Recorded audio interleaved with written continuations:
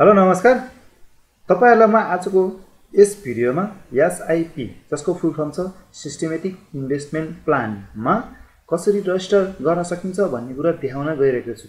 Video सुरु गर्नुभन्दा पहिले यदि तपाईलाई स्टक मार्केट सम्बन्धी त्यति जानकारी छैन वा त्यति ठूलो रिस्क लिन चाहनुहुन्न भने तपाईलाई एसआईपी एकदम राम्रो।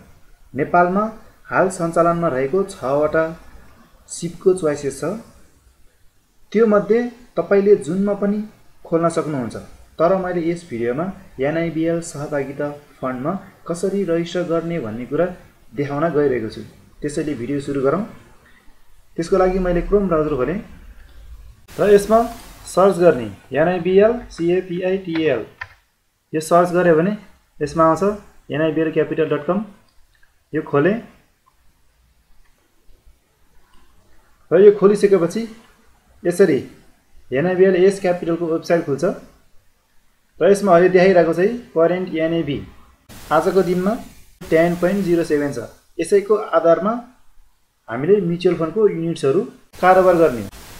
यदि तपाईले आज NIBL सहभागिता फन्डको म्युचुअल फन्डको युनिट्स पर्चेज गर्न जाँदै हुनुहुन्छ भने तपाईले एक युनिट्स बराबर 10.07 तिर्न पर्ने हुन्छ।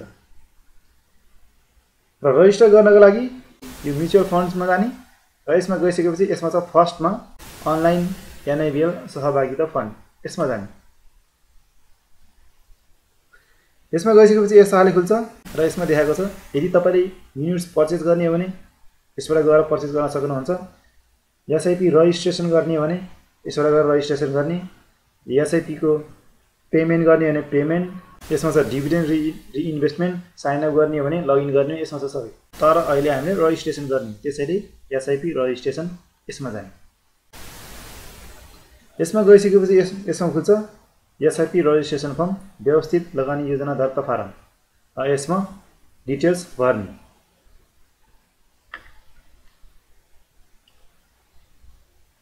यसमा चाहिँ स्किम नाम योजनाको नाम NIBL सहभागिता फन्ड त्यो त्यही नै भइहाल्यो र यसमा चाहिँ एप्लिकेन्ट डिटेल्स आवेदकको विवरण यसमा विवरण भर्ने।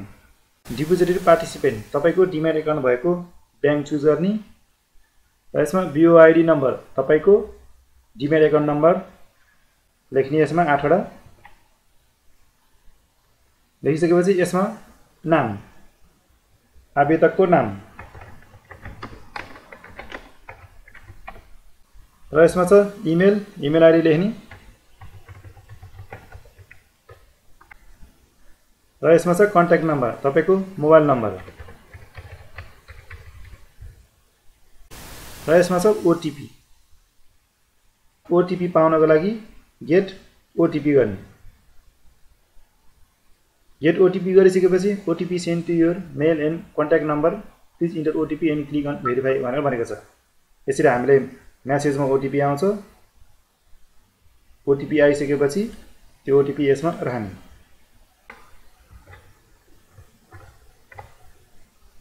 यसरी ओटीपी राखेर यसलाई भेरिफाई ओटीपी गर्ने।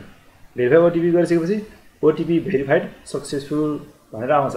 ओके यसरी भेरिफाई गर्न पर्यो। यसमा छ कन्ट्याक्ट नम्बर यही राखे पनि भयो। डेट अफ बर्थ राख्ने।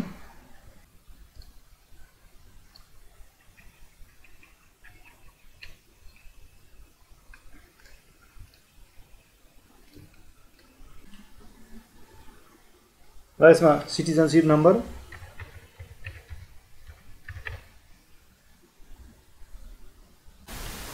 र यसमा तल छ एप्लिकेसन डिटेल्स। यो चाहिँ आफै अटोमेटिक आउँछ। डिम्याट एकाउन्ट वालाको यो माथि राखेको नाम आफै आउँछ। यसरी नाम आफै आयो अटोमेटिक आयो। त्यही कन्ट्याक्ट नम्बर पनि आफै आयो। सिप इन्स्टलमेन्ट एमाउन्ट कति पैसाको एसआईपी गर्ने त जस्तो मानौँ मैले 2000 गर्छु त्यसैले 2000। सिप रजिस्ट्रेसन डेट यो आजकै डेट आउँछ। सिप स्टार्ट डेट पनि आजकै डेट आउने भयो। आजकै दिनबाट सुरु हुन्छ। पेमेन्ट मोड केबाट तिर्ने त कनेक्ट आइपीएस खल्ती NIBL ई बैंकिङ ई सेवा। म कनेक्ट आइपीएस बाट तिर्छु। मोड अफ एसआईपी योजनाको किसिम कस्तो किसिमको त लिमिटेड अथवा अनलिमिटेड। लिमिटेड राख्यो भने तपाईले चाहिँ 15 वर्ष 20 वर्ष 25 वर्ष 30 वर्ष कोलाइ हुने भयो। अनलिमिटेड राख्नुभयो भने तपाईले जहिले पनि बन्द गर्न सक्नुहुन्छ र जति वर्षसम्म कोलाइ पनि गर्न सक्नुहुन्छ। त्यसैले मैले अनलिमिटेड राखेँ। सिप इन्टरभल अन्तराल कुन अन्तरालमा गर्ने त? मन्थली हरेक महिना भइहाल्यो, क्वार्टरली 3 महिनामा, हाफ इयरली 6 महिनामा, एनुअली वर्षमा। कसरी तिर्न सक्नुहुन्छ त? मैले महिनामा गर्ने हो, त्यसैले मन्थली चुज गरेँ। ब्याङ्क डिटेल्स, अब तपाईको ब्याङ्क डिटेल्स राख्ने यसमा।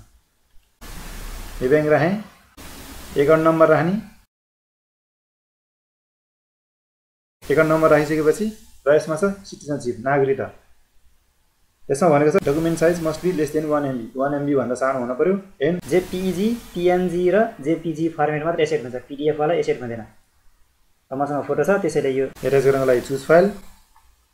मैले मेरो यो नागरिकता राख्छु, ओपन। यसको मेरो नागरिकता आयो। अदर्स अन्य राख्ने हो भने यसको पनि 1 MB को हो। मैले अर्को पासपोर्ट राख्छु, चुज फाइल, पासपोर्ट, ओपन। यसरी राखिसकेपछि फेरि तल छ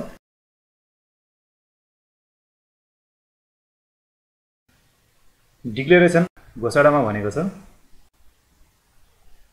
म घोषणा गर्दछु कि योजना व्यवस्थापकले जारी गरेको योजनासँग सम्बन्धित विवरण पुस्तिका लगायत कागजातहरूको ध्यानपूर्वक अध्ययन गरी यससँग सम्बन्धित जोखिम समेत राम्ररी बुझेको छु र योजनाको व्यवस्थित लगानी योजनामा दर्ता गर्न आवेदन दिएको छु भनेर भनेको छ। र अर्को छ फेरि यस आवेदनमा उल्लेख गरिएको हितग्राही खातामा रहेको मेरो व्यक्तिगत विवरण फरक नपर्ने गरी दिएको हुनाले सो विवरण नै यस आवेदनको ग्राहक परिचय प्रयोजनका लागि प्रयोग गर्नु भएमा समेत मेरो पुनः मन्जुरी रहेको छ भनेर भनेको छ।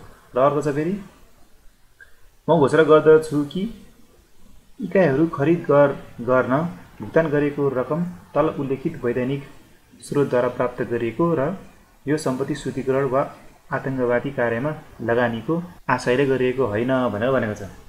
यसमा हामीले इन्कमको सोर्स खुलाउन पर्ने हुन्छ। यदि तपाईले बिजनेस गर्नुहुन्छ भने बिजनेस चुज गर्ने, र यदि तपाईले जब गर्नुहुन्छ भने स्यालेरी चुज गर्ने। मैले जब गर्छु त्यसैले स्यालेरी चुज गरेँ। यहाँ तल छ फेरि